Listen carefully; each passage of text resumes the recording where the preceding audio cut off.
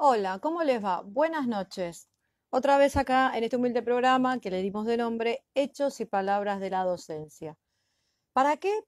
Para hablar, reflexionar acerca del acto educativo o el acto pedagógico en la actualidad. En una actualidad que nos encuentra en pandemia y con muchos conflictos para determinar el curso de nuestras clases y cómo lo podemos llevar a cabo, qué podemos hacer para enseñar como corresponde y por sobre todas las cosas para seguir aprendiendo, para seguir aprendiendo. Buenas noches, Noelia. Así que para esta entrevista que hoy vamos a tener con Federico Carlevaro, vamos a invitar a Esteban, a ver si lo encuentro a Esteban, a ver, bueno. Un segundo, ¿sí? Que vamos a ver si puedo con estas uñas convocar a Esteban y Danieta Suárez. Un segundo. Eh, mm, pero- a ver, un segundo, ¿sí? Me está complicando. Es una buena noche para estar prendidos con el Instagram porque está, creo que, levantando un poco de fresquito y está muy bueno poder aprender juntos. Vamos a ver. Bueno, esta noche, como les decía, vamos a hablar con Federico Carlevaro. Él es hijo de padres desaparecidos y nosotros tuvimos la oportunidad de conocernos desde la virtualidad con él el año pasado, porque en un colegio donde yo trabajo y que tengo cuarto año, mm, se me ocurrió este, hacer clases que tengan que ver con la virtualidad, ya que en este colegio específicamente todos los chicos tenían dispositivos, los tienen todavía, y también tienen internet. Y eso es sumamente importante para este tipo de clases. Nosotros tenemos una revista digital que se llama Cómplices de las Letras, ¿sí? Hola Esteban, ¿cómo estás? Te voy a pedir que por favor me pidas solicitud, así entras mientras hacemos un speech antes de hablar con Federico Carlevaro. Bueno, se me ocurrió utilizar este recurso de la revista digital Cómplice de las Letras para seguir haciendo lo que veníamos haciendo ya durante 4 años.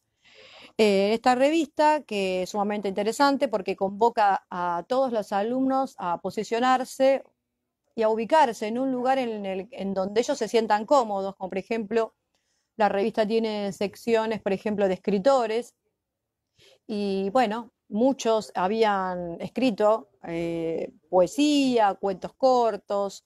Bueno, uno me sorprendió y había escrito una novela que posiblemente este año se pueda publicar y que el año pasado por la pandemia no se pudo publicar.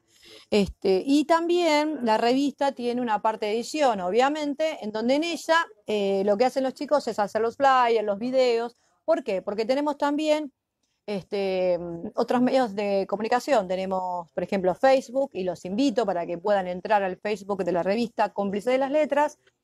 Y también tenemos el Instagram también de Cómplice de las Letras. Y tenemos, bueno, la página en sí que creo que ya la colgamos, ¿sí? La vez pasada. A ver, muy bien, a ver, acá está Esteban. Bien, no me aparecía. Acá está. Este recurso en donde los chicos se posicionan como escritores, como entrevistadores, como corregidores. Muchos chicos dicen, bueno, yo la verdad que no me siento como para estar delante de una cámara, porque claro, hacíamos las entrevistas por Zoom. Hola, Estevitan, ¿cómo estás? Buenas noches. Buenas noches, tía. Bueno, les presento a Esteban, estuvo en la charla del domingo anterior, no, porque no lo hicimos, la anterior. Esteban Irarieta Suárez es bueno, contá un poco quién sos para la gente que se está uniendo y luego sigo contando de qué se trata la revista digital. y vamos a empezar a contar acerca de una entrevista que tuvo una repercusión interesante esta última semana. Así que bueno, Estevitan, presentate. Bueno, me llamo Esteban Irenita Suárez, como bien dice mi tía, soy estudiante de artes visuales, bueno, futuro profesor en algún momento, si Dios quiere. Estudio en la universidad, estudio en el profesorado Leopoldo Marechal de Isidro Casanova, en el kilómetro 32 de La Matanza, y bueno, tratando de aplicar una perspectiva más artística sobre la función lingüística que ejerce mi tía, ¿no? Con sus títulos. Bueno, desde el punto de vista de estudiante. Bueno, muchas gracias, Esteban. Nosotros hoy vamos a estar hablando con Federico, lo convoqué a él para no estar yo sola y también ampliar un poco la mirada, porque si no parece que, digamos, todo cierra en lo que digo yo, mi perspectiva, y Esteban tiene una mirada interesante también para aprender. Entonces les comentaba que esta revista también tiene esta sección de escritores, corregidores, esos alumnos que me decían, bueno, yo no estoy preparado para la cámara, me ponen muy nervioso a entrevistar. Así que, bueno, les pasamos la entrevista que habíamos hecho mediante Zoom y se ponían los auriculares en sus casas y la desgrababan. Después estaba la otra sección, que es la de, perdón, primero transcriptores, transcribían esta entrevista, los otros estaban corrigiendo esa entrevista, o sea, se pasaba de un grupo a otro. Esteban, te voy a pedir que por favor, si tenés auriculares, que los pongas porque me retumba y después sale esto en el... Y después bueno, estaba la parte de edición, donde los chicos hacían los flyers y los videos para ir promocionando esta revista. Y otra parte más que era mirar la literatura. En mirar la literatura lo que hacemos es leer, como este es un cuarto año, leemos todos cuentos trágicos, porque está en el diseño curricular, y luego hacíamos un análisis interesante, y después los chicos lo que tenían que hacer de a grupos era hacer una especie de tráiler, como un tráiler de película, bueno, como de una manera de promocionar esos textos para que la gente se enganche y pueda acceder a ellos, ¿no? Con ganas, ¿no? Y bueno, la verdad que hace 4 años, cosas, la verdad que dignas de ser vistas.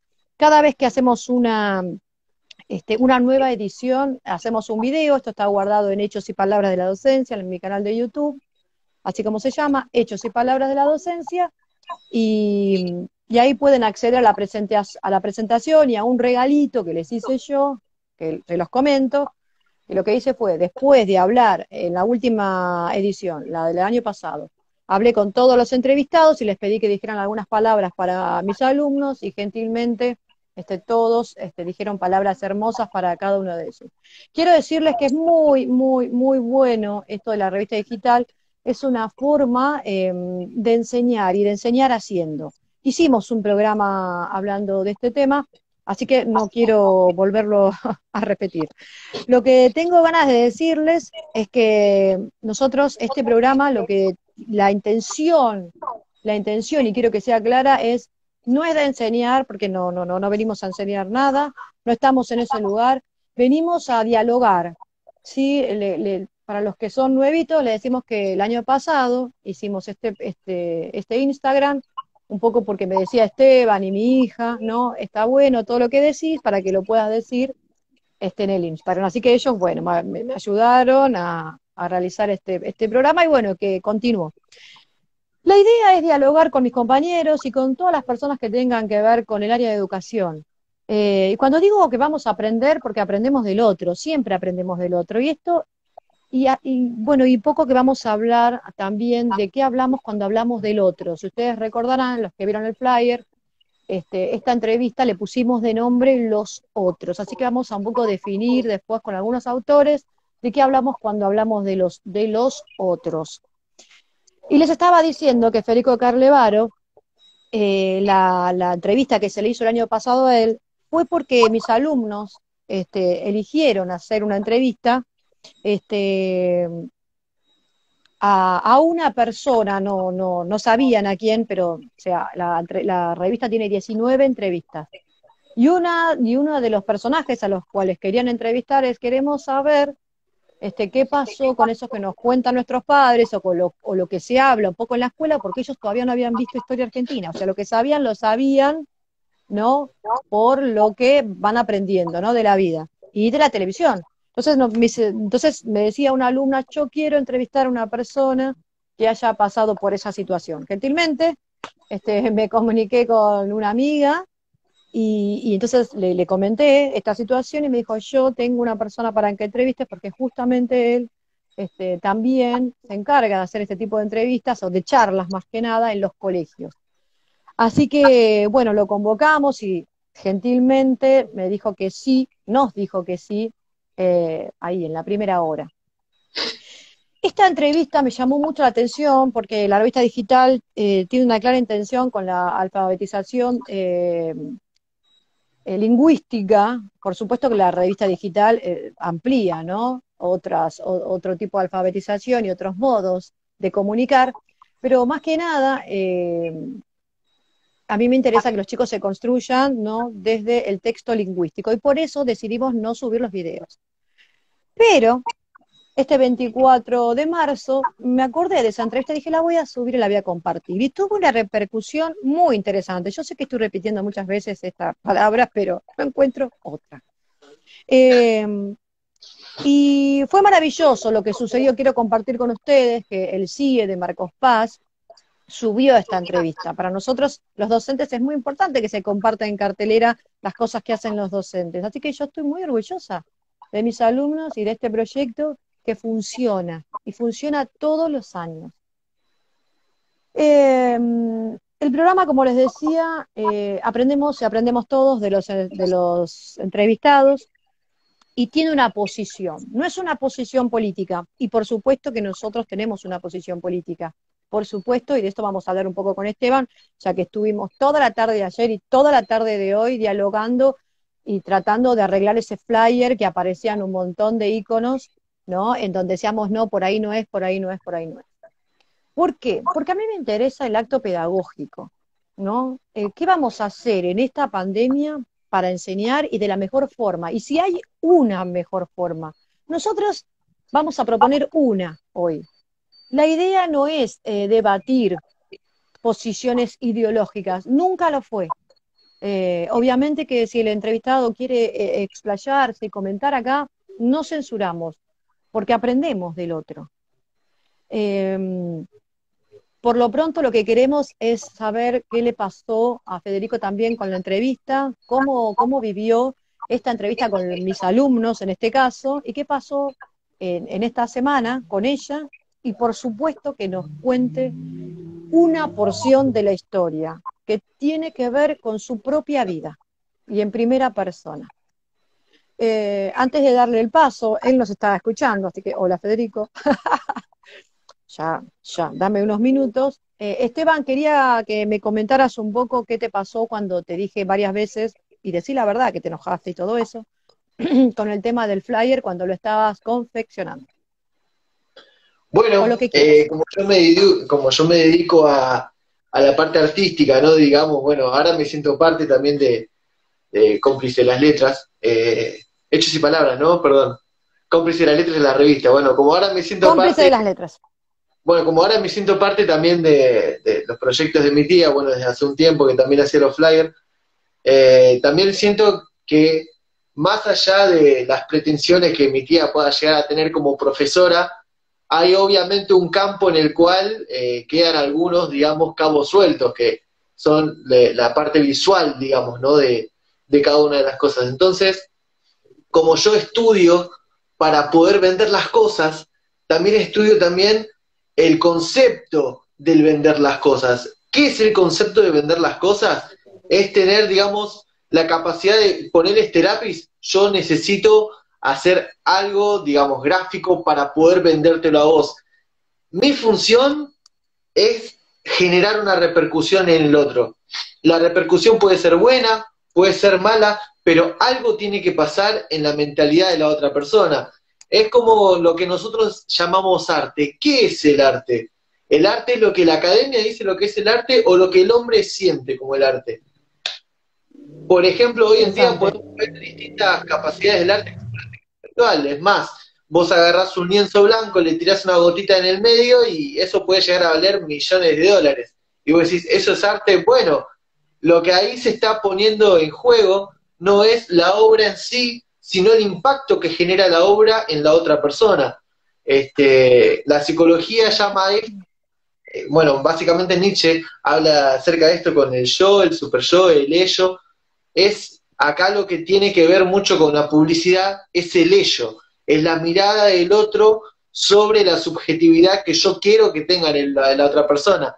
Volviendo al flyer de esta semana, como mi tía me dijo que íbamos a entrevistar a una persona que vivió una característica súper especial, un momento súper importante en nuestro país, no sé si lo dijiste o lo digo yo, o valga la redundancia, es hijo de desaparecidos, y a mí me resultó interesante poner sobre, digamos, ¿no?, sobre la mesa la cuestión de los desaparecidos, qué es lo que me genera a mí cuando escucho los desaparecidos. Entonces pensé en las abuelas de Plaza de Mayo reclamando por sus nietos Por perdidos, supuesto.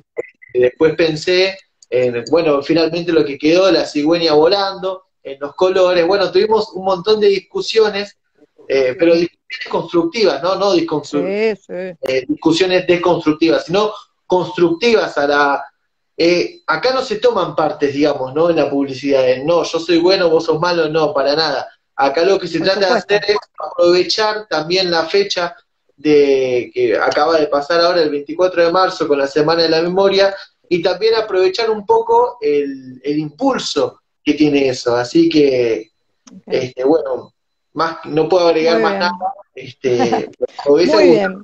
verdaderamente hacer un flyer más controversial, porque yo soy más controversial, pero como bien dice mi tía, el programa no es político, el programa no busca ser controversial, sino que busca educar, ser un canal hacia el diálogo y hacia la educación. Yo opino esto, ¿no? Y ahora voy a plantear mi planteamiento.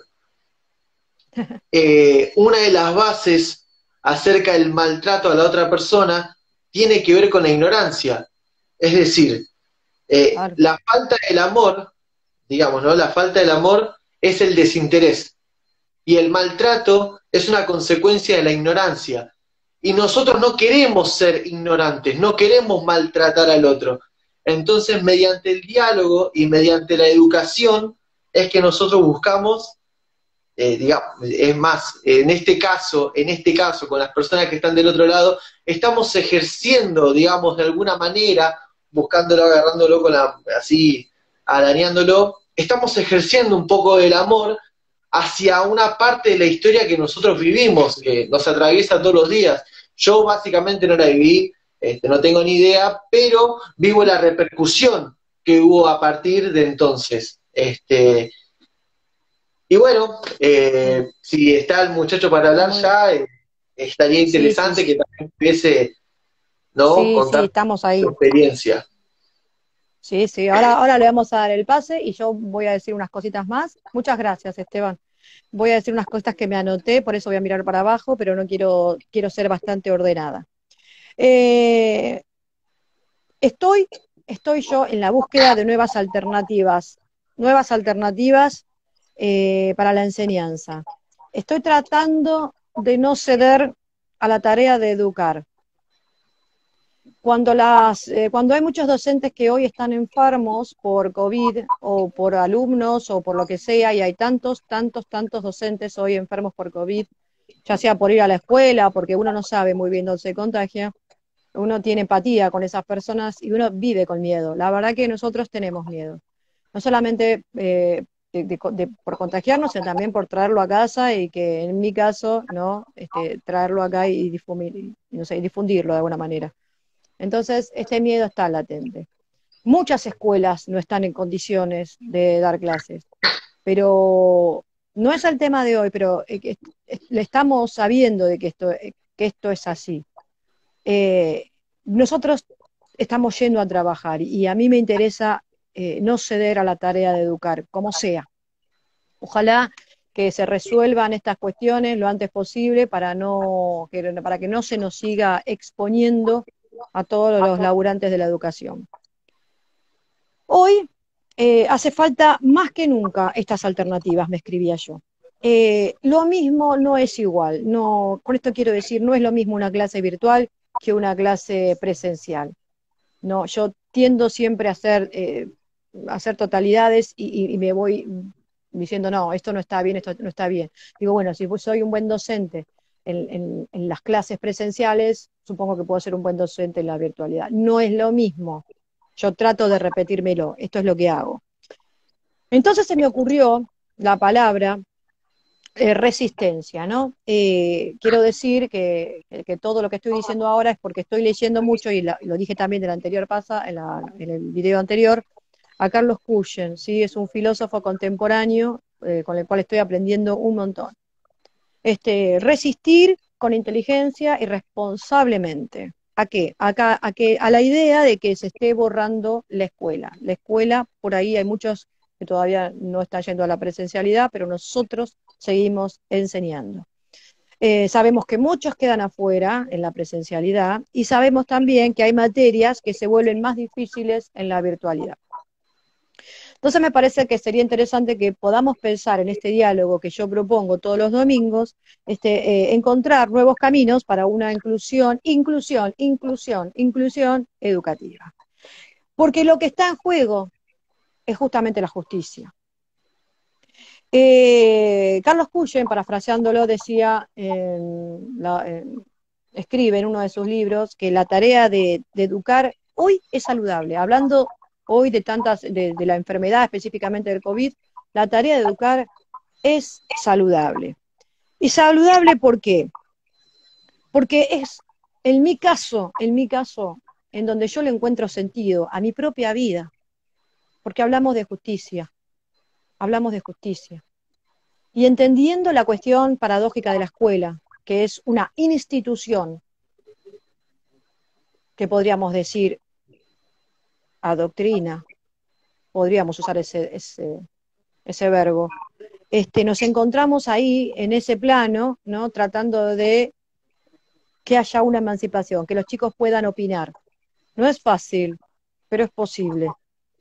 Nos encontramos peleando con los contenidos, y si algún chico me pregunta algo, y yo digo, bueno, ay, no, pero no están los contenidos. No, tal vez aprovechar esa pregunta e incluir los contenidos. Otra de las cosas que me anoté que quiero decir,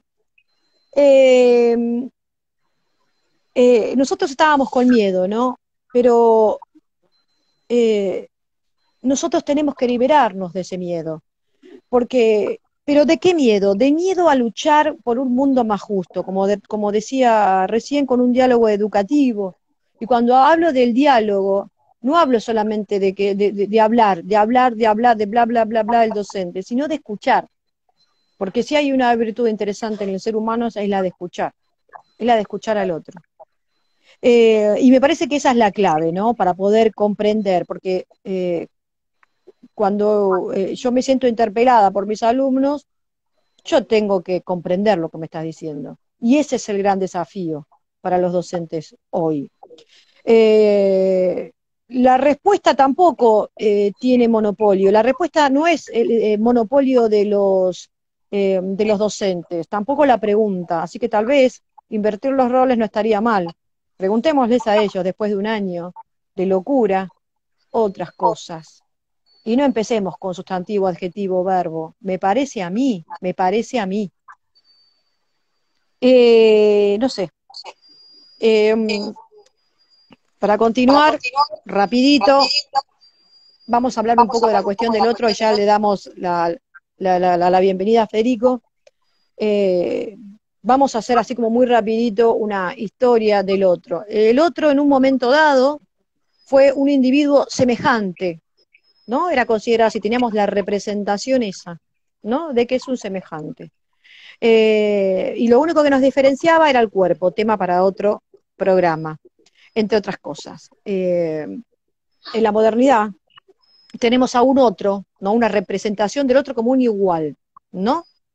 Y libres, ¿no? Como un estado de naturaleza, donde se establecía un tipo de contrato social, ¿no es cierto? En el que todos nos decíamos, bueno, yo tengo ganas de esto, yo también, yo quiero vivir específicamente, decimos, pero el otro también quiere vivir. Bueno, entonces, ¿qué hago yo si quiero lo mismo que él? ¿Qué hago? ¿Lo mato? ¿El otro viene sobre mí? Entonces aparece la historia del Estado, necesitamos un Estado que venga y traiga paz. Entonces, eso es lo que pedimos en ese momento. Ya en el siglo XVIII aparece la concepción de trabajo y con ella la división del trabajo, un tema que también para otro programa. Y ahora con el trabajo, lo que tenemos miedo ahora no es a la guerra entre unos contra otros, sino tenemos miedo a que se nos robe. Aparece el término de la propiedad privada. Yo trabajé esto, ahí me puse yo. Y el término más interesante para llegar allá al siglo XX, mitad del siglo XX, es el término que aparece el concepto de diferencia, tan importante y tan tardío en llegar cuando ya se hablaba de la cuestión del otro con los antiguos y clásicos filósofos griegos, ¿no? Entonces tenemos siempre representaciones del otro. La primera fue semejante, la segunda fue igual y la tercera fue diferencia. Pero ¿saben cuál es justamente, paradójicamente, la diferencia entre este último término? Y parafraseando a Levinas, es que el otro, ¿no? Es un otro en tanto otro. ¿Qué quiero decir con esto? Esta relación ya no va a ser cognoscitiva como las demás. Esta relación ahora va a ser ética. Y eso es maravilloso. Y a mí, ahí me enciendo yo. Porque va a ser una relación reflexiva. Una relación reflexiva. Porque Levinas dice, nos hemos olvidado del otro en tanto otro. Y el otro siempre me interpela, y es una locura porque en términos de educación, para que esto suceda, es el otro el que viene a mí con su rostro, dirá Levinas, y yo estoy ahí para responder irresponsablemente, porque nosotros tenemos la voluntad de cometer acciones, de hacer acciones, y ¿por qué no hacerlas de la mejor manera? Y no subyugando al otro y trayéndolo a la mismidad, y que repita lo que yo le estoy diciendo en mi clase. Y el tema del conocimiento, ¿no? Que uno puede enseñar desde un libro, enseñar desde la palabra, narrando historias, y por qué no que el conocimiento sea experiencia, ¿no? Cuando los chicos me dicen, vamos a hacer entrevistas a esto y a la otra persona, me parece el conocimiento directamente ahí, con la experiencia, ¿no? Con el otro que le está contando una porción de su historia. Nosotros nunca hablamos de lo que está bien y de lo que está mal, mucho menos de verdades, porque la verdad es histórica y eso ya lo sabemos todos. Lo mejor que puede pasar teniendo en cuenta este concepto de diferencia, es que va a ser una relación ética y esto va a hacer que la relación sea una relación profunda, porque yo voy a ser generoso con el otro, voy a ser el que va a cuidar del otro y no lo voy a violentar. Y un término que conlleva a este término es el de hospitalidad, ¿no? Que lo plantea Derrida, donde yo lo acojo al otro y lo cuido, no lo violento, no lo traigo a mi totalidad, no me hago una representación de él. Eh, para terminar, voy a decir que vamos a recordar un poco, ¿no? Cuando Sarmiento viene, que hace una cosa maravillosa, ¿no? Y que instala las escuelas acá en Argentina, pero las escuelas normales, otro programa para hablar de Foucault en otro momento. Y después, bueno, se las manda con un librito que se llama Civilización y Barbarie. Los bárbaros eran los que invadían, los invasores, los que venían de otro lado, ¿no es cierto? Civilizar al otro.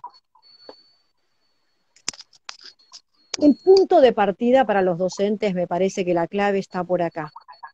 Tener en cuenta que todo acto educativo comienza con el otro, teniéndolo en cuenta, con sus inquietudes, con sus inquietudes. Pero para que yo sienta esa interpelación, tengo que sentirme tocada. No un yo por ahí arriba que dice, bueno, yo estoy acá, a mí nadie me toca. Yo tengo que sentirme tocada. La ética está primera, y después viene la política. ¿No será que la escuela enseña para excluir? Nosotros tenemos que ser guardianes de los otros, ¿no? Y está bueno que nos animemos a este tipo de clases, en donde damos vuelta esta dialéctica, ¿no? En un mundo entre la ciencia y la práctica hoy, nosotros nos debemos una gran reflexión. Retengamos esto porque hoy queremos hablar con los otros. Un otro. Un otro en tanto otro. Con Federico Carlevaro. Así que lo vamos a convocar. Federico, yo sé que me estás escuchando. Pedime por favor solicitud, que no sé qué pasa hoy, que no puedo hacerlo yo desde acá. Pedime solicitud nuevamente, así te puedo hacer entrar a esta charla.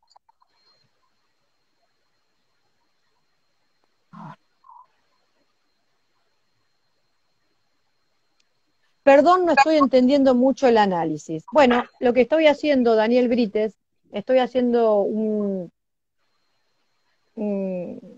parafraseando autores y hablando un poco de la otredad. Porque en muchos momentos, porque durante un largo tiempo, la gente, como Federico Carlevaro, eran denominados los otros. Entonces, hay que hacer una revisión histórica de qué es el otro. No sé si me estoy explicando. ¿Sí?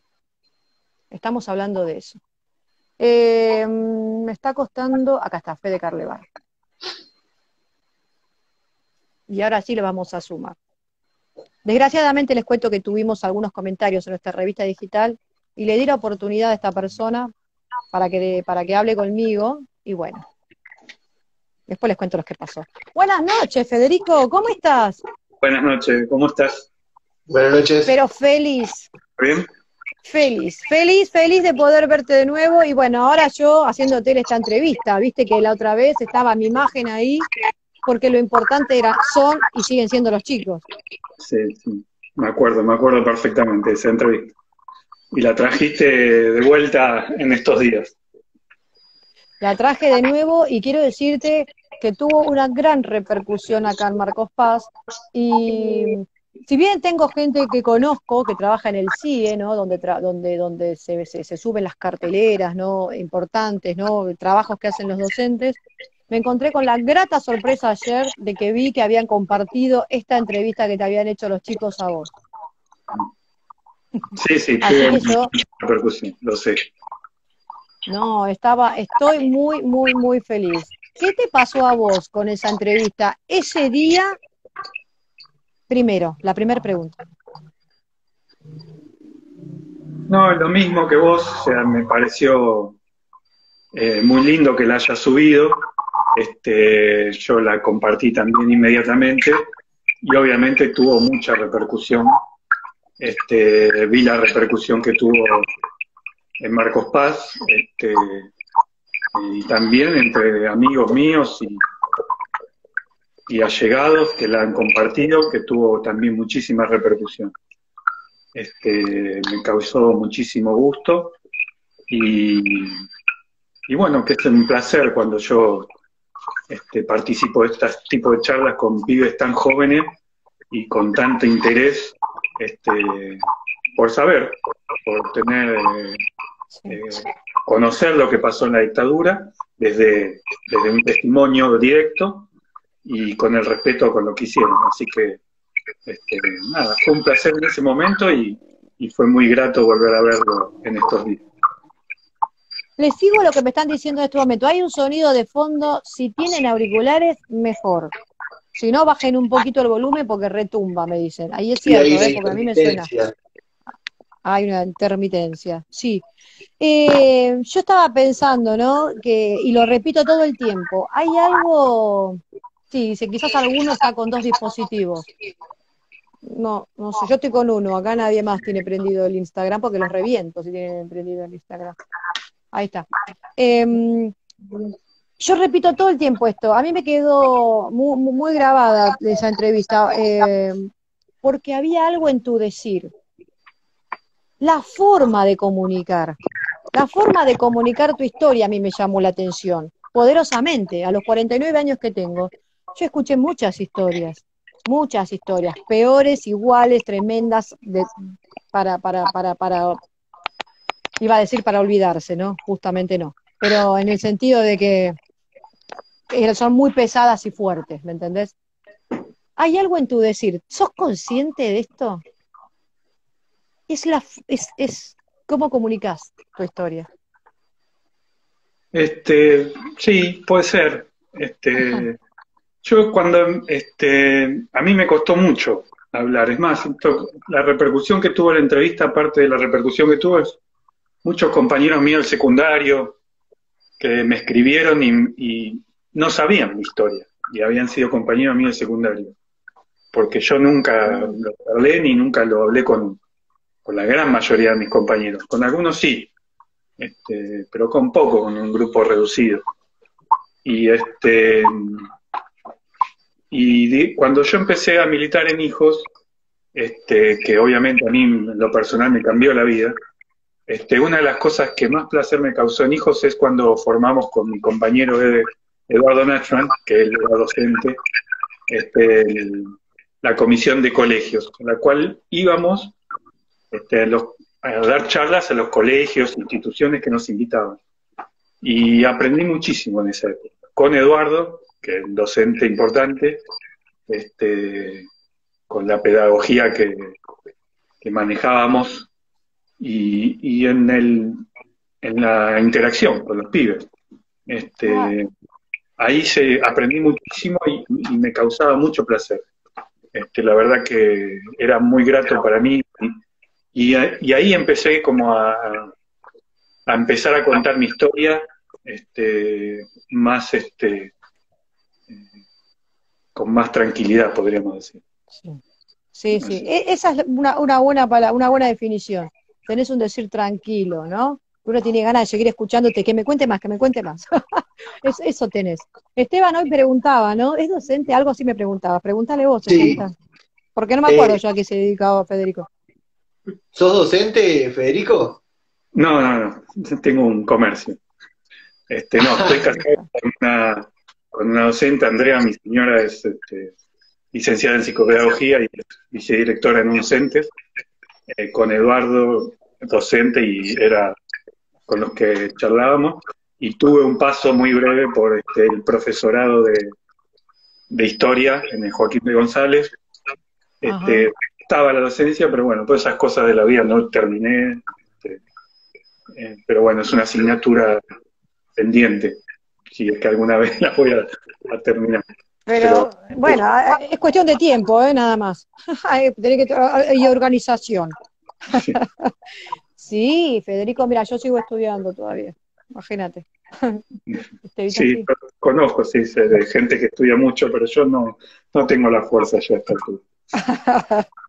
Sí, Esteban. Federico, yo quisiera preguntarte, ¿viste? Como recién mencionabas que ibas a escuelas a dar charlas, ¿no? Contando más o menos las cosas que habías vivido. Yo tenía una pregunta para hacerte, ¿no? Bueno, tengo varias. Pero ya sabiendo, ¿no? Que no cumplís un rol docente, pero cumplís, digamos, un rol de emisor de información. ¿Te crees como un factor de cambio histórico desde tus vivencias, digamos, para cuando das las charlas a los estudiantes? ¿Crees que, digamos, no tu experiencia, tu vivencia, ¿no? Histórica, más allá de las cosas que pasaste, el poder ponerlo hoy en palabras y el que los chicos hoy te escuchen, pueda sumar o aportar más a la historia argentina que hoy conocemos? Sí, por supuesto. Y también esa es mi intención. Antes hablaban de toda acción que uno lleva adelante es política. La política es transformación. De la política han querido hacer una mala palabra, pero la política a través de la historia ha sido transformadora de grandes hechos y de grandes cambios en la sociedad. Y bueno, uno siempre quiere aportar y tratar de, desde su lugar, dar lo que pueda para que esas transformaciones se produzcan. Si no, la verdad sería mucho más difícil todo. Acá Sergio Brites, profesor de historia, me estaba retando hace un rato, me dice, ¿por qué decís eso? Bueno, me lo decía con otras palabras más lindas, ¿no? Cuando yo hablaba de la política, que uno no quiere hacer política, pero nosotros somos políticos. La realidad lo que yo quería decir es que no hacemos partidismo. Ahí está. Ahí me salió mejor, Sergio, pues me está retando mi compañero. Ideología, Sergio la Daniel ideología Brites. es algo que uno tiene, hay La lleva. distintas ideologías, pero la política como transformación es lo que tenemos que hacer. Han Mm, tergiversado y han bastardeado la palabra durante por sí, lo menos los últimos 45 años seguro. sí, sí, sí, sí. Em, Yo empezaba hablando siempre de educación porque yo creo que se pueden hacer cosas maravillosas y se puede acercar al alumno con la persona directamente. Creo que la revista posibilita eso, ¿no? Que los chicos comuniquen y aprendan de la persona, ¿no es cierto? ¿Qué fue? Ahora quiero que me cuentes, ¿no? Como puedas, tu historia, para que la gente que nos está viendo y la conozca. Pero antes decime qué fue lo que más te llamó la atención de esa entrevista. Porque yo la vi varias veces después, ahora esta semana. Y quería, porque yo decía, acá hay algo que te hace levantar los pelos, ¿me entendés? Más allá de tu historia en sí, ¿no?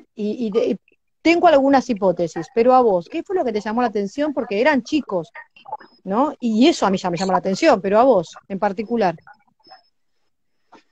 Este, Me llama la atención siempre, que no es la primera vez que me pasa. Fue muy linda la entrevista y es el respeto y es con las ganas que los pibes te escuchan. Y, Sí, y que se animan a preguntarte absolutamente todo, porque lo que los mueve es el interés, es saber, es tener el conocimiento sobre los hechos. Me pasa siempre que voy a dar una charla. En general es esa la postura que tienen los pibes. Hay muchas veces a los pibes se los piensan que están en otra o que no les interesa, y es mentira.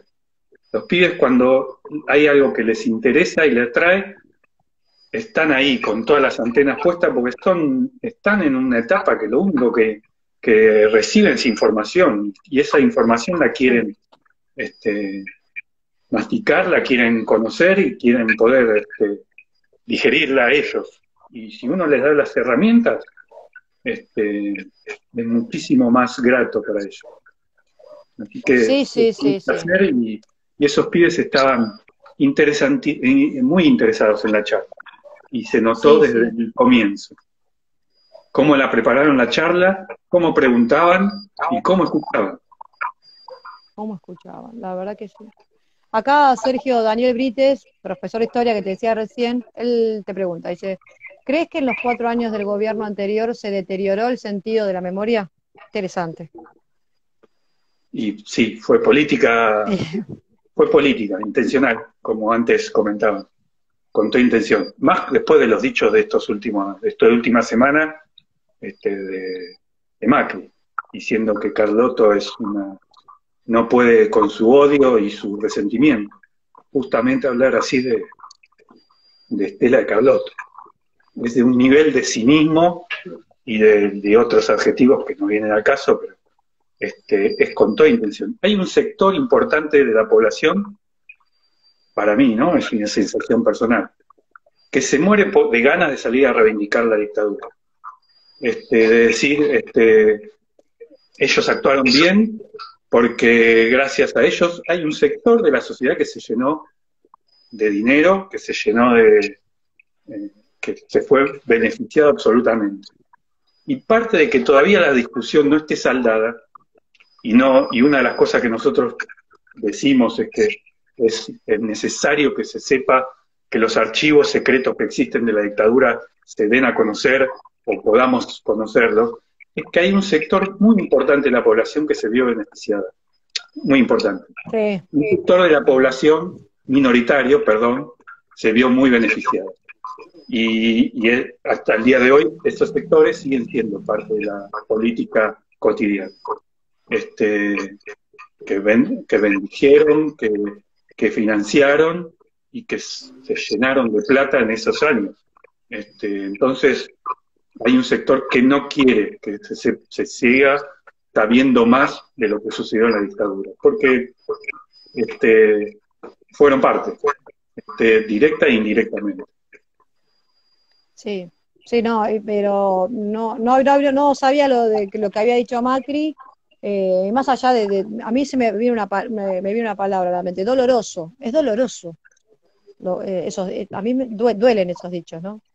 A mí se me ocurre esa palabra, doloroso. A ver, Es Noelia. provocar, Sí, es provocar innecesariamente, solamente porque no sé, por intereses personales que bueno, no viene al caso ahora discutir, la verdad. Está bien, está bien. A ver, Noelia. Noelia se va, bueno, siempre la nombro porque es mi hija, está viviendo en España, te digo, y se está recibiendo ahora esta semana, no, creo la otra, de profesora de inicial. Y entonces te escribe acá, sin dudas fue hermosa la entrevista, dice por donde se mire, muy enriquecedora esa apertura de los chicos a escuchar realmente, a escuchar al otro, sin corromper la alteridad. Calculo que viene siguiendo de lo que yo venía hablando. Y Sergio te dice, ¿cómo crees? Ay, gracias Sergio por esas preguntas maravillosas. ¿Cómo crees que se podría trabajar con ese desdén que los sectores de poder imponen y que a veces llena de ignorancia a las aulas? Esto te íbamos a preguntar, pero no tan lindo. Qué difícil la pregunta de ser. Sí.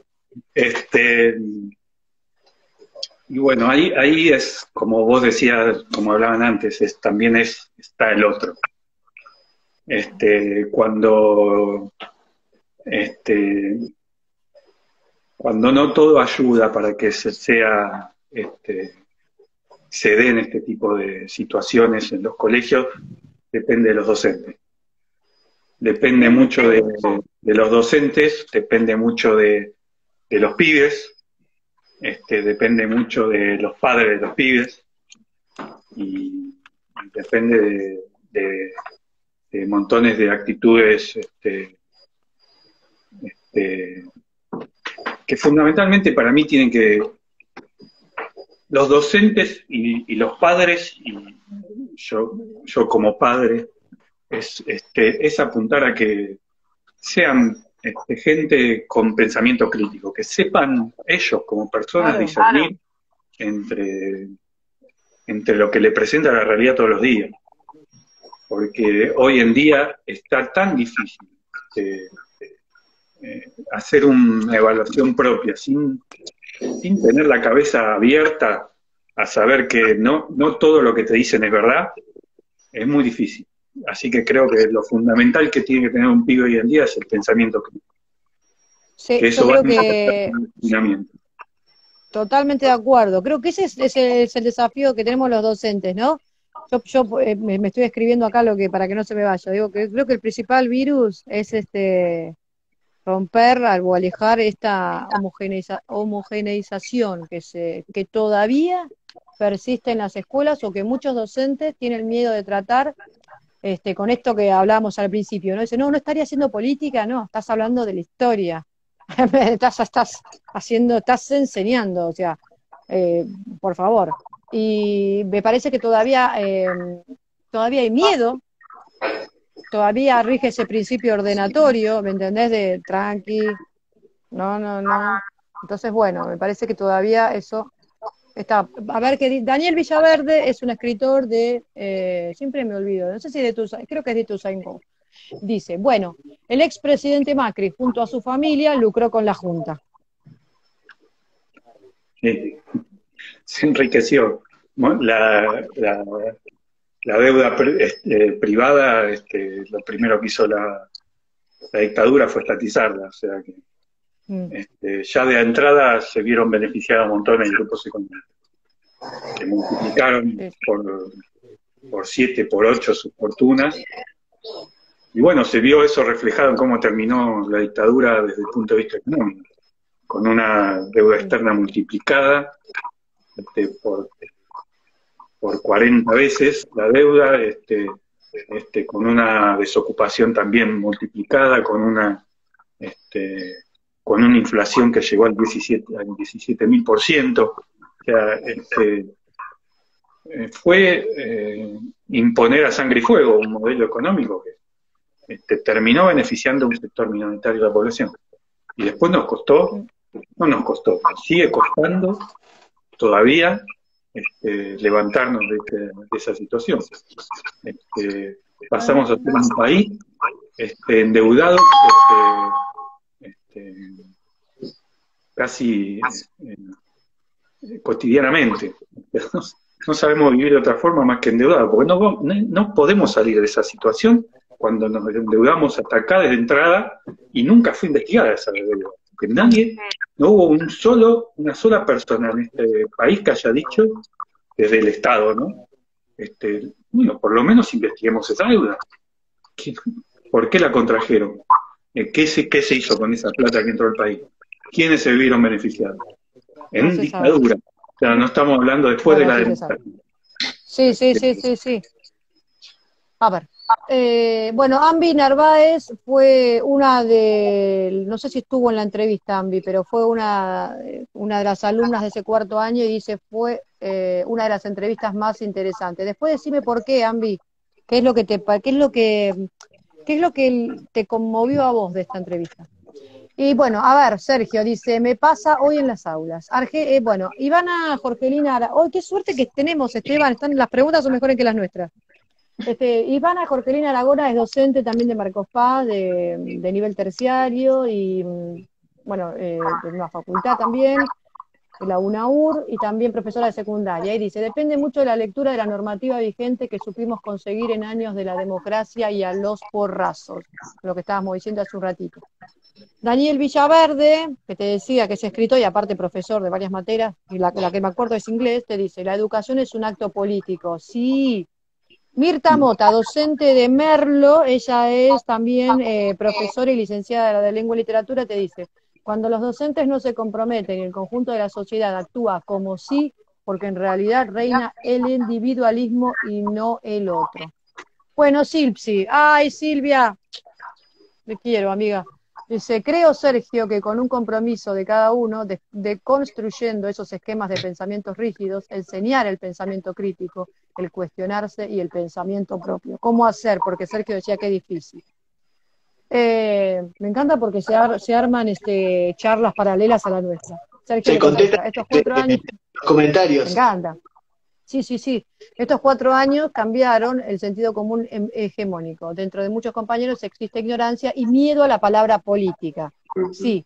¿Y cómo discutimos ese sentido común? Yo pienso que, bueno, sí, tenés razón. Sí. A ver, Ivana Jorgelina, ¿cómo no va a haber miedo si en plena democracia tenemos a un Julio López desaparecido? Ay, sí. Creo yo que, Silvia, dice, yo creo que si es hacer política, que sí es hacer política, lo que es distinto a ser partidismo. Gracias, Silvia, eso quise decir, usted me entiende. Dice, no hay nada por fuera de la política por definición del ser humano. Ahí voy, esperá que vamos a leer los comentarios, después venimos a evitar. Y después, el último comentario de Silvia dice, por otro lado, los amo mucho a ambos, a Maribel por ser la praxis del pensamiento crítico y a Fede por ser la praxis del hacer del espanto, historia viva y militancia de vida. Son parte de mi vida.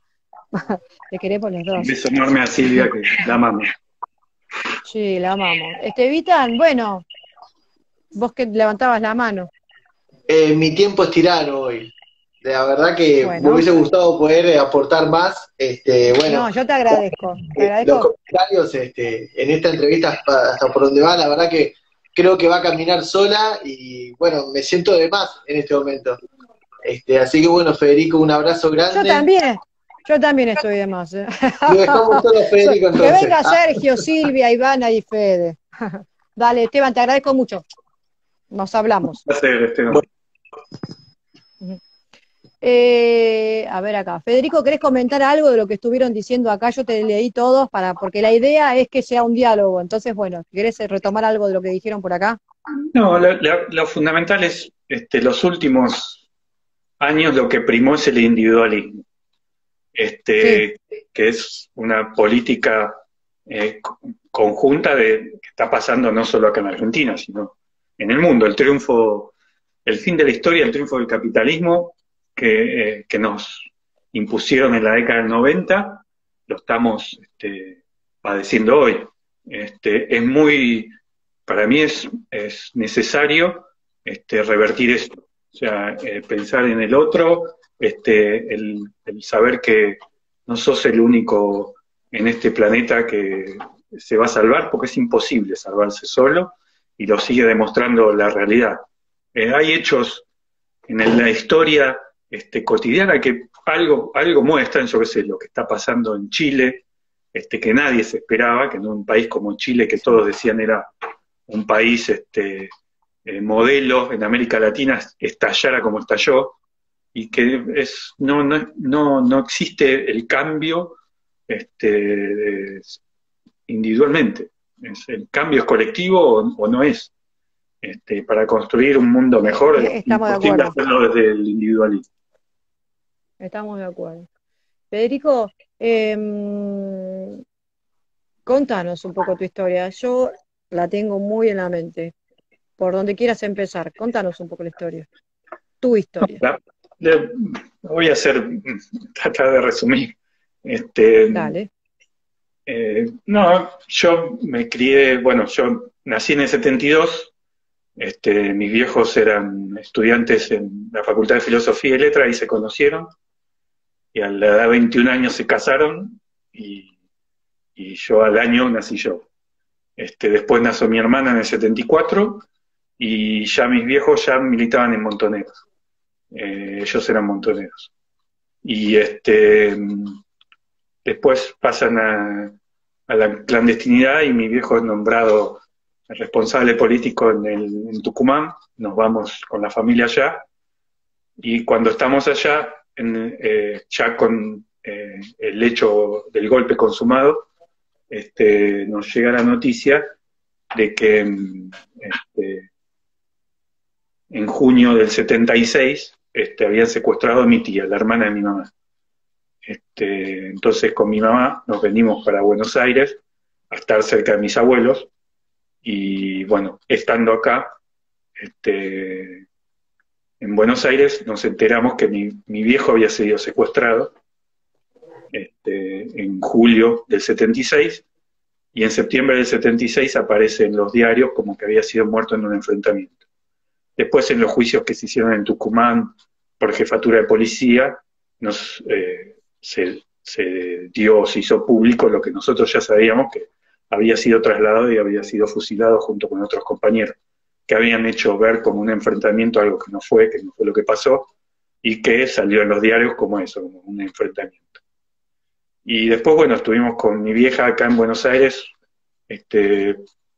yendo de varios lugares, de uno a otro, medio como cambiando de casa muy rápido, muchas veces.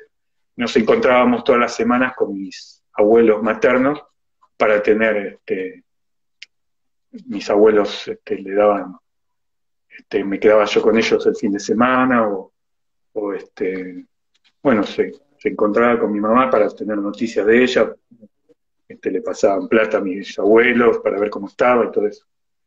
Y en abril del 77, hay un operativo donde nosotros estábamos parando, estaba mi vieja con nosotros dos, y Pereira Rossi, que era un dirigente de Montoneros importante, y para huir del operativo, mi vieja sale corriendo con mi hermana y yo con Pereira Rossi. Mi vieja y mi hermana van a la casa de unos compañeros, que son Marta Santos y Roberto Lertora, y sus dos hijas, y yo, Pereira Rossi, me deja en la casa de Nilda Horaci. Y a los 2 días, casi simultáneamente, en la casa de Roberto y Marta hay un operativo militar, se llevan a mi vieja y a Roberto, y Marta justo había salido a hacer las compras. O sea que ve todo el operativo, y llama a sus padres para que vayan a buscar a sus hijas y a mi hermana.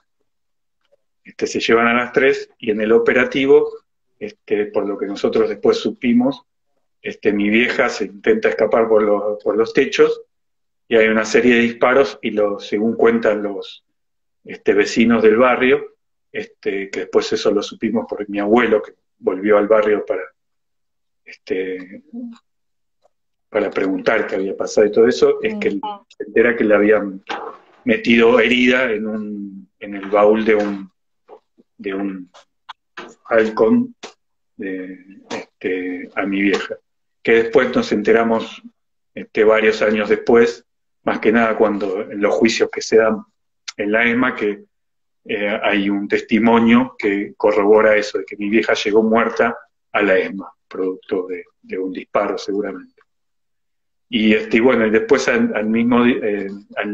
casi simultáneamente al mismo día, con unas horas de diferencia, hay un operativo en la casa de Nilda Brasi y la secuestran a Nilda y a la hija de Nilda, Marina, y a mí nos llevan al Instituto de Menores El Río, en la cual yo permanezco 17 días ahí como NN, porque yo no sabía mi apellido,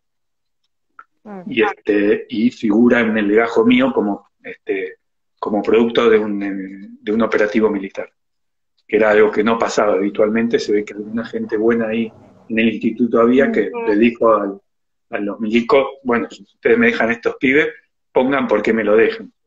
Y firmaron, cosa media que no pasaba habitualmente. Así que alguien, no sé quién, pero alguien actuó de buena manera ahí. Y mi abuelo, al no tener noticia de mi vieja, que se encontraba casi toda la semana con ella, empezó a buscar. A mí me encuentra a los 17 días, después de haber recorrido comisarías, todo, hasta la CIDE llegó a ir mi abuelo. Entrar a la CIDE. Dice que jamás sintió tanto miedo como ahí. Y después, ¿cómo es? Y bueno, mi abuelo me encuentra ahí, me va a buscar con mi tío, el hermano de él, y no nos puede retirar porque necesitaba la autorización del ejército para retirarme de ahí. Espera que tengo que enchufar porque me voy a quedar sin batería. Dale.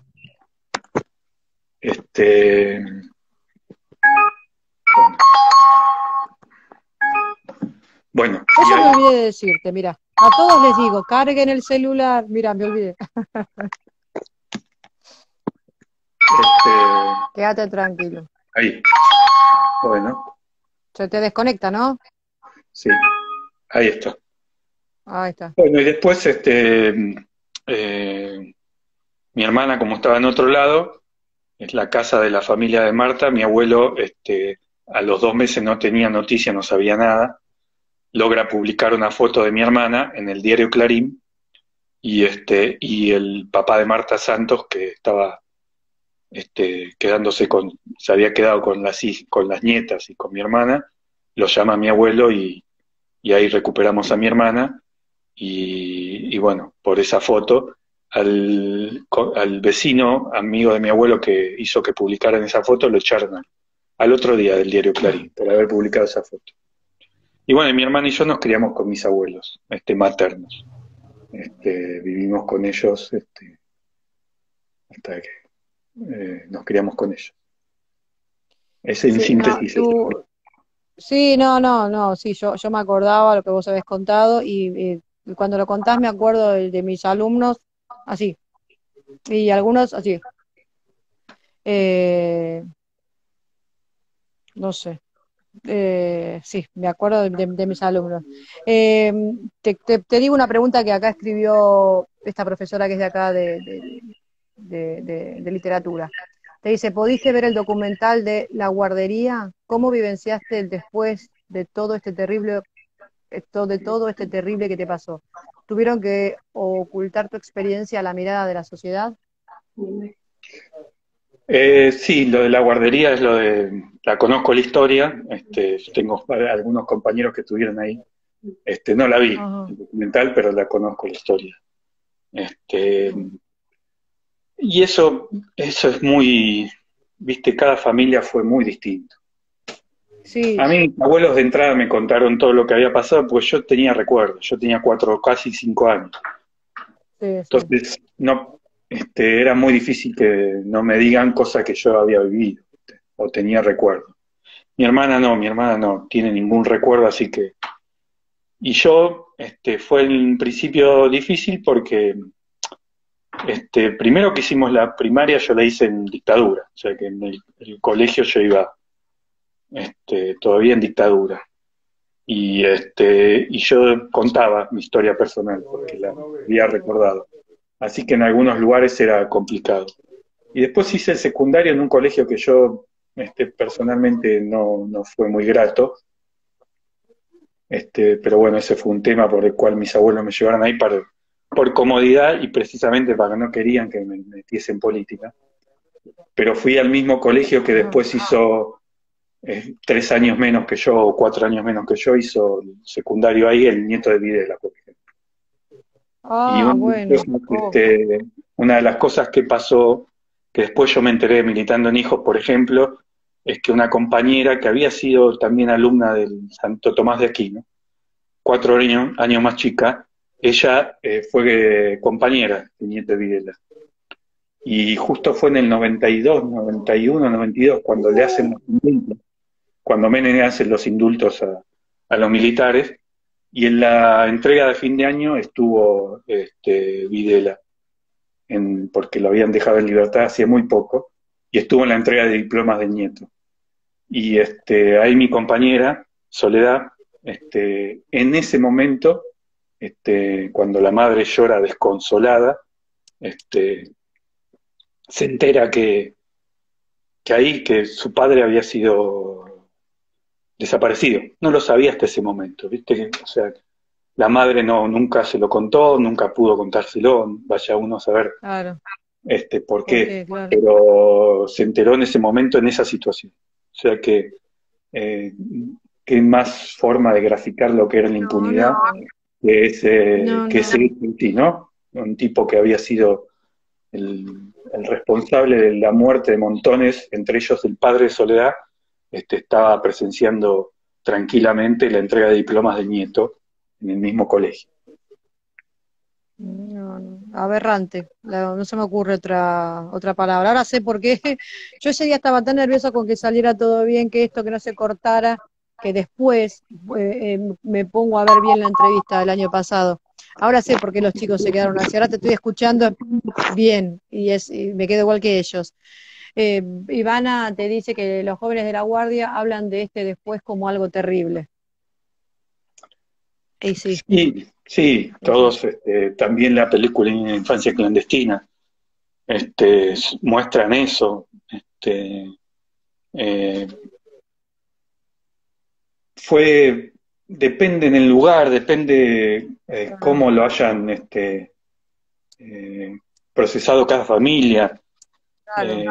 Eh, Yo eh, sé que vos tuviste una, no sé cómo decir, suerte, bendición, poné la palabra que quieras, de tener dos abuelos maravillosos. sí, eso no Tuviste cabe duda. a tus abuelos. Sé también bueno, que lamentablemente, como es la vida, también hace poquito tuviste que despedir a tu abuelo, lo sé, pude entrar a tu Facebook y te leí, me, me, me, me acordé de lo de mi viejo también, así que calculo que habrá sido también otro golpe muy, muy, muy, muy importante en tu vida. Así que bueno, eh, quería decirte que lo había leído y que sabía, pero quédate tranquilo, no te voy a preguntar de eso. Eh, Ivana dice, ¿cuáles eran los grandes sueños compartidos de libertad de tus padres? Bueno, un poco que lo grafica esa poesía que habías leído el otro día, pero bueno, contalo vos. Y eran los grandes sueños de una generación, no eran solo de mis padres. Podemos entrar a discutir cosas que no lo vamos a hacer. La militancia de mis padres era una. Mi tía, que también fue secuestrada, y se crió igual que mi vieja, era simpatizante del ERP, o sea, era otra posición política. Era una generación que había visto el Mayo francés, una generación que había visto la Revolución cubana, una generación que había visto Vietnam. O sea, era toda una generación que que pensaba que el cambio estaba ahí, al alcance de la mano, y que, bueno, que creía en el nombre nuevo y creía que existía la posibilidad de construir una sociedad mejor.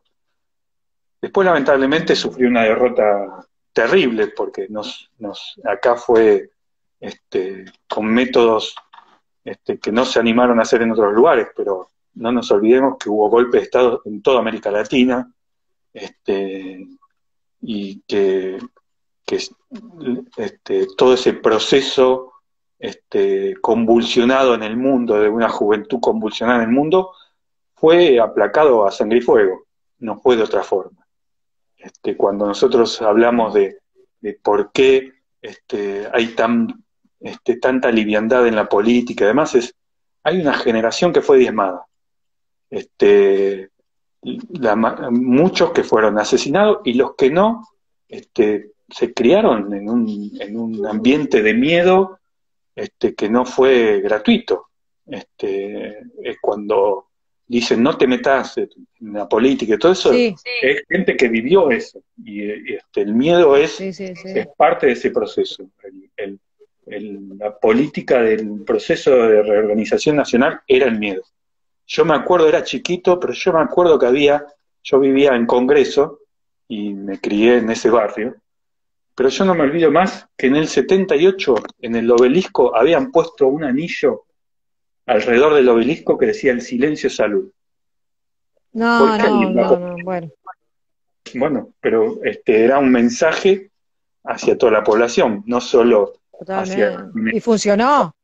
¿Y cómo funcionó? Y funciona todavía, porque esa generación se lo traspasó a sus hijos y todavía sigue funcionando. Se ve, mucho miedo. Yo también era chica. Y bueno, algo así como me acuerdo, pero mucho Tenemos miedo, edad mucho miedo. parecida. Papá también me contaba cosas, sí. Sí, no, mi viejo me contaba cosas que yo no lo podía. Yo cuando era chica me decía esto, ¿no? Pues a mí me bajaban de colectivo los milicos y me decía, usted tiene ahí todos, o sea, al piso, todos los varones al piso. Entonces dice, directamente, a mí me boludeaba, pues usted tiene el pelo largo, usted se lo tiene que cortar, la próxima semana voy a pasar por acá y lo mismo. Bueno, y así, bueno, así, no, un montón de cosas más, ¿no? Y yo era chica y me acuerdo de esas cosas. No, que uno no dimensiona y después, ¿no? Después hablábamos con los chicos, ¿viste? Y decíamos, ¿no? Lo que hubiera sido ahora, o sea, en su vida, y los chicos no les entra en la cabeza. Por eso me parecía mucho mejor que ver una película o que leer algo, o qué sé yo, bueno, hablar con alguien que había estado ahí en primera persona, lamentablemente. Bueno, Belén es una profesora, Belén Pineda es profesora de sociología y de historia, también compañera mía en una escuela acá en Marcos Paz, y te dice, una generación silenciada que creció en la censura y el terror, sin lugar a dudas, sin lugar a dudas. Por eso te digo, ¿no? Y a mí lo que me pasa es, yo lo llevo al ámbito de la escuela porque es lo que a mí me moviliza a hacer este tipo de programas, ¿no? Y te voy a contar lo que me pasó, porque por ahí no lo viste seguramente, pero había una persona que en la revista digital y empezó a comentar feo, y yo empecé a contestar tranquila, dije, fíjate bien, fíjate la revista, porque no se le hizo la entrevista a Federico Carlevaro nada más, porque ella me decía, ¿y por qué no le preguntás a esta persona y por qué te lo preguntás a la otra? Porque habrán seguro. Digo, no entendió nada. Le gusta hacer una revista en donde mis alumnos sacamos afuera las clases y todo lo que aprendieron ellos lo ponemos acá. Y nos pareció tan lindo que lo queremos mostrar. Digo, no solamente hay una sola entrevista, hay entrevistas a todos, digamos.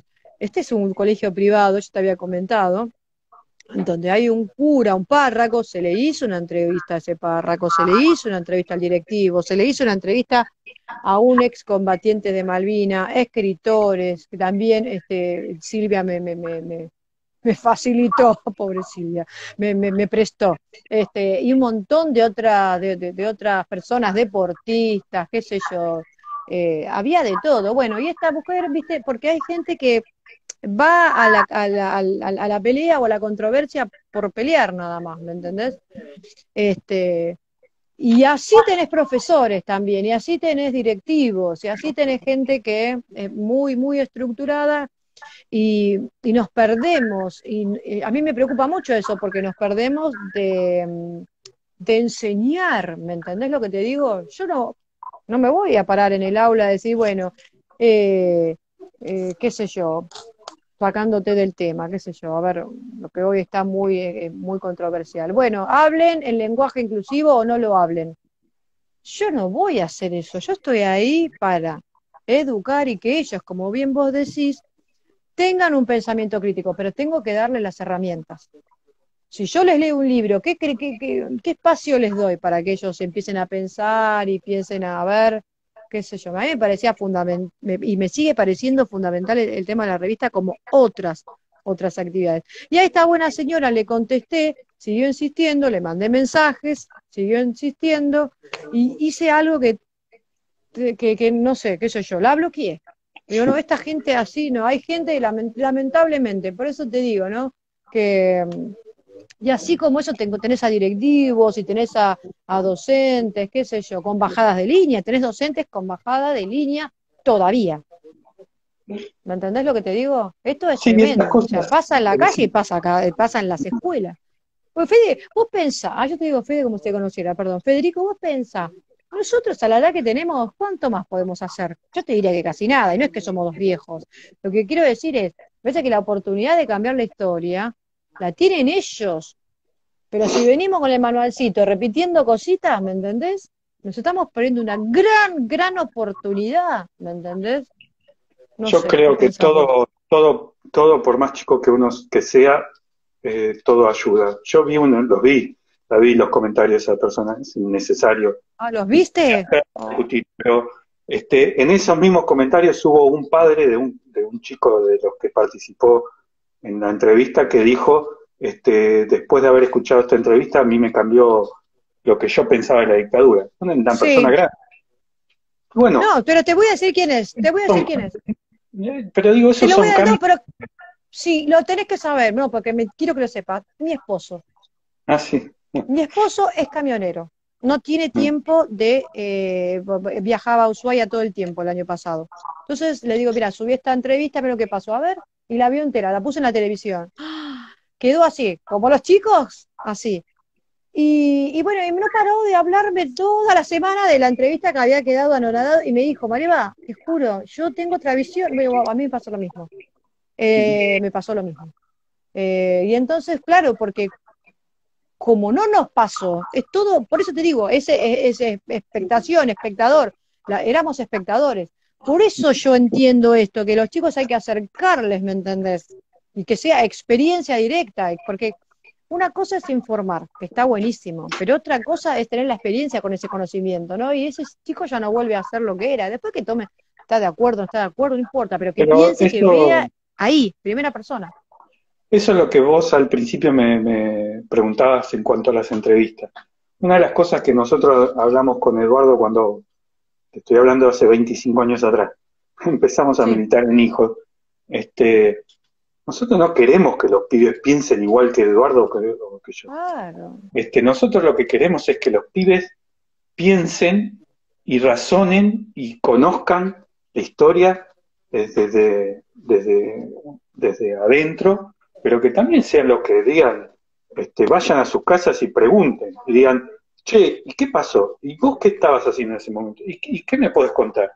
Esas cosas, Claro. después, bueno, yo qué sé, uno aporta desde donde puede, pero parte del interés que muestran los pibes es que en ninguna de las charlas que nosotros vamos, le decimos a los pibes, miren, esto pasó, esto, y Sí, ustedes tienen que pensar que pasó esto, y esto, y no pasó claro. otra cosa. Nosotros contamos desde nuestra experiencia personal, pero lo que nosotros queremos fundamentalmente es que los pibes piensen por sí mismos y tengan un pensamiento crítico, que sepan cuestionarse los hechos de la realidad cotidiana, lo que pasó en la dictadura y lo que pasa cotidianamente. Porque en lo cotidiano también, cuando antes hablábamos de Macri, bueno, Macri tiene que ver con la historia argentina en los últimos 45 años. Entonces, cuando uno se pregunta esas cosas, empieza a cuestionarlas. Y bueno, eso Claro, es lo plano de esta charla. no, no, totalmente. Escuchame una cosa, vos nos contabas en esa entrevista, bueno, que habías conseguido un manuscrito porque tu papá era escritor y se juntaba nada más ni nada menos con, decilo vos, porque acá hay profesores de letras que se van a morir. No, sí, eran del grupo de escritores de Montonero, con Urondo, con Facundo. varios más. Este, Ah, él era ayudante de cátedra este, en, la, eh, en filosofía y letras de letras. O sea, y era del grupo de escritores de Montonero. maravillosos, Sí, maravillosos, escritores maravillosos de la hostia. Ahí recuperaste un total. manuscrito de él, donde él escribe un montón de cosas maravillosas y nos leíste una. Eh, yo debo decirte que la uso todo el tiempo, esa poesía, trato de leerla. Ahora en este año estoy trabajando en un profesorado, el año pasado estaba trabajando solamente el anteaño, estaba trabajando en secundaria, pero ahora estoy trabajando en un terciario. Así que leí tu poesía ahí, tu poesía, la poesía de tu papá, y bueno, no sé, quedé re bien. Todo el mundo me decía, no, y esa poesía, bueno, me la pidieron, la dejé, así que supongo, profesorado de lengua y literatura, que también la están usando. Pero la verdad que todos quedaron maravillados. Sí, Yo te lo tengo que decir, porque cada vez que la nombro, la vuelvo a escuchar o a leer, porque la tengo digitalizada, y la digitalicé tal cual está escrita, porque viste que está escrita de una forma sí, sí, sí. no convencional. Así la tengo. Te Es cuento así maravilloso. como novedad. Estamos con la familia y con algunos amigos en el proyecto de reeditar el libro de mi viejo, con algunos agregados, Ah, entre ellos el manuscrito que recuperamos gracias a Maite, una piba ahí de está. 18 años que encontró ese libro en una librería de la calle Corrientes, este, y que me lo hizo llegar, que me buscó para hacérmelo llegar. Así que parte de ese manuscrito y parte de escritos de la familia y amigos, vamos a reeditar el libro. Porque lo maravilloso de ese libro de poemas es que refleja lo que era esa generación. Una Sí. generación idealista, una generación que, que creía en el hombre nuevo y que creía que el cambio era posible. Y esos poemas lo reflejan, es lo lindo de esos poemas. No solo La verdad que los poemas de amor que escribía mi viejo hacia mi vieja, sino lo que escribía, que pensaban ellos. O sea que es lo lindo de ese libro, para saber lo que sí, sí, pensaban sí. muchos de esa generación, ¿no? Federico, ¿vos pensés que se perdió, que no hay una generación así tan idealista? ¿O sí? Ahora. Y lo que pasa es que era algo muy, era toda una generación, no solo acá, se dio en el mundo. Y venimos de una derrota, como decía antes. Lo cual no quiere decir que no vaya a pasar. Este, hay, hay una gran derrota que se dio por años, y ya te decía antes, en la década del 90, el triunfo del capitalismo y el fin de la historia, como nos hicieron creer, que ya está, no se puede hacer más nada. Y hay atisbo de que sí se pueden hacer cosas importantes. Chile, como decía antes, Sí, las mujeres en la calle es una belleza. O sea, las pibas hoy sí, en día, yo tengo dos hijas, una de 19 y la eso te otra iba a de preguntar. 15, que las ganas que tienen cuando, cuando se produjo todo este movimiento de las mujeres por un cambio, no, yo no lo había visto hacía años. Bueno, eso es algo que lleva hacia buen puerto. Eso yo solo lo Sí, creo. sí, sí. Así que bueno, solo hay Sí. que tratar de no hacer como el avestruz, que es algo que hicimos durante montones de años, y tratar de no tener miedo al decir lo que uno piensa y a este tipo de debate, que cuando es fraternal y y con amor y con cariño hacia el otro, se los puede tener tranquilamente, así no pensemos lo mismo. Pero si uno escucha al otro y tiene este tipo de debates, los puede hacer con total libertad, hoy por hoy, así que hay que aprovechar.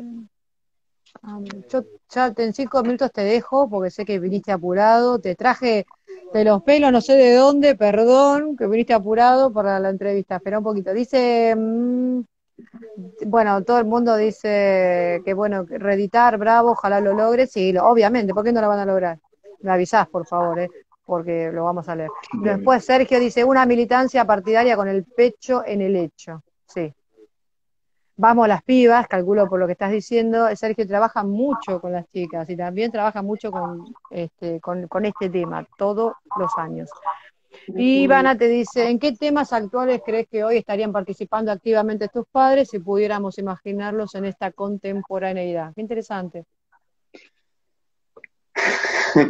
Es medio complicado, medio difícil. No sé, hay compañeros contemporáneos a mis viejos que son parte o han sido parte del gobierno y de los anteriores durante el kirchnerismo. Hay compañeros míos de hijos que lo son. Guado de Pedro es uno de ellos. Hoy es ministro del Interior, es un amigo, yo lo quiero muchísimo, pero más allá de lo que uno pueda pensar o demás, yo creo que es lo otro que yo te decía, porque es mucho más masivo y es mucho más importante desde la participación, lo que está pasando con el movimiento de mujeres, lo que está pasando en Chile, lo que está pasando en algunos lugares como cambio, como intento de cambio, ¿no? Intento de cambio también de cómo construir una política desde uno mismo, ¿no? Y no delegar en otros, que es lo que se ha hecho durante montones de años, delegar en otro. Comprometerse, sí, desde lo que pueda uno, no es necesario, que seamos todos dirigentes políticos, claro. Pero sí uno puede ser una herramienta de cambio desde lo más mínimo, desde charlas como esta o hasta siendo, no sé, ministro del Interior, por decirlo de alguna forma, en la cual yo bueno, esa es otra discusión que no viene al caso, pero digamos, que bueno, se puede hacer. Creo que la clave está en ella, en atreverse. Creo que la clave está en atreverse y perder el miedo, porque el miedo sigue estando, estoy en esa. Te hago una última pregunta o una anteúltima pregunta. ¿Qué esperás? ¿Con qué soñás, Federico? ¿Qué esperás? No sé. Para la Argentina, por lo menos, a ver, empecé por ahí. No, yo espero que... ¿Ven algo? Sí, yo espero que mis hijas y la generación de mis hijas sean producto de un cambio. Lo que pasó con esta chica Maite, que una piba de la edad de mi hijo mayor, de 18, 19 años, no es habitual que una piba de 18 años encuentre un libro en una librería y diga esto que es, se lo tengo que hacer llegar al dueño de esto y haya movido todo lo que movió para que me llegue a mí. Habla de gente con una sensibilidad que hay que estar, algo hay, no sé si algo está pasando, algo está empezando a pasar. Yo creo que esta generación va a ser productiva, porque está teniendo una sensibilidad a algunos aspectos que ya hay cosas que no está dispuesta a tolerar. Y cuando hay una generación que no está dispuesta a tolerar ciertas cosas, es una generación que va a ser motora de algunos grandes cambios. Esperemos que sean para bien de todos nosotros. Totalmente. Lo que te decía, ¿no? El otro en tanto la diferencia, el otro en tanto otro. Al que no se lo violenta porque no piensa lo mismo, al contrario, al que se lo cuida. Teniendo esta mirada ética y reflexiva con respecto al otro, de yo cuido al otro, ¿me entendés? Yo soy el encargado, me parece que podemos salir adelante. Yo también pienso lo mismo. Así que, bueno, Federico, ¿querés agregar algo más? Algo que no dijiste, no te pregunté. No, no, siempre es un placer, este, bueno, fue un placer en ese entonces, charlar con los chicos de cuarto año, y es un placer en este momento haber participado de esta charla, y así que cuando quieras, estoy siempre disponible, y me pueden llamar las veces que quieran, que cuando es así, tan fraternal y tan amena la charla, para mí siempre voy a estar para aportar en lo Ah, que pueda, ¿eh? Así que, nada, que cuenten conmigo. Vos y todos los que muchas gracias. también, Sí, que pero poder, escúchame, yo ya sabés, yo seguramente los otros chicos ya les estuve mostrando de qué va la revista, porque empiezo todos los años voy mostrando la revista, y bueno, y voy llevando el compiladito y las palabras de agradecimiento que ustedes hicieron, viste que yo te convoqué a vos y a todos, quedó un videito de 15 minutos donde todos ustedes, los entrevistados, le dirigieron palabras a los chicos. Bueno, les mostré eso y el pedacito de la entrevista tuya con otro compiladito. Y los chicos así. Y me dice, vamos a hacer eso, sí, los que quieran. Así que seguramente, y bueno, y siempre digo lo mismo, ¿no? El que editó, el que editó la revista puso el momento en que vos estás leyendo la poesía, ¿no? Y todo el mundo se queda así, así. Así que bueno, seguramente te vamos a estar llamando. cómo no. Vamos a ver qué contamos. Así que tenemos que hacer algo, porque tenemos que contar algo nuevo. Esto con algo más. Federico, Vamos, muchas gracias. gracias a vos.